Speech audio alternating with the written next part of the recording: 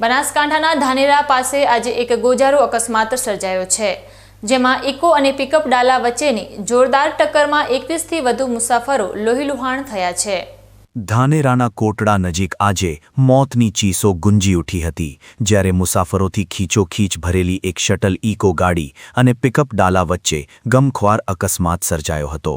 આ કરુણ ઘટનામાં 21થી વધુ લોકો ગંભીર રીતે ઘાયલ થયા છે, જ્યારે એક વ્યક્તિનું કમકમાટી ભર્યું મોત નીપજ્યું છે। પ્રાપ્ત વિગતો અનુસાર રાજસ્થાનના જેલોત્રા ગામના લોકો ડીસાથી ઇકો ગાડીમાં સવાર થઈને વતન જઈ રહ્યા હતા, ત્યારે કાળમુખા પિકઅપ ડાલાએ ગાડીને અડફેટે લીધી હતી।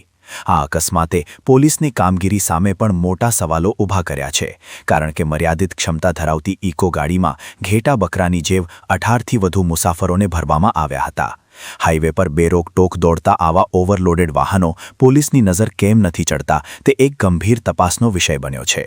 અકસ્માત એટલો ભયાનક હતો કે ઇકો ગાડીનો કચ્ચર ઘાણ નીકળી ગયો હતો અને ઘાયલોની સંખ્યા વધુ હોવાથી સરકારી એમ્બ્યુલન્સો પણ ખૂટી પડી હતી।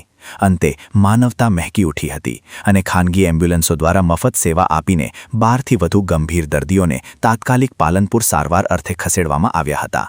અકસ્માતની જાણ થતાં જ ધાનેરા પોલીસનો કાફલો ઘટના સ્થળે પહોંચ્યો હતો અને ટ્રાફિક હળવો કરવાની સાથે કાયદેસરની કાર્યવાહી હાથ ધરી હતી। આમ નિયમોના લીરેલીરા ઉડાવતી શટલ ગાડીઓ અને તંત્રની લાપરવાહીના કારણે વધુ એક પરિવારે પોતાનો મોભી ગુમાવ્યો છે। હવે જોવાનું એ રહેશે કે આ લોહિયાળ અકસ્માત બાદ પોલીસ ઊંઘમાંથી જાગીને ઓવરલોડ વાહનો સામે લાલ આંખ કરે છે કે પછી ફરી કોઈ મોટી હોનારતની રાહ જોવામાં આવે છે।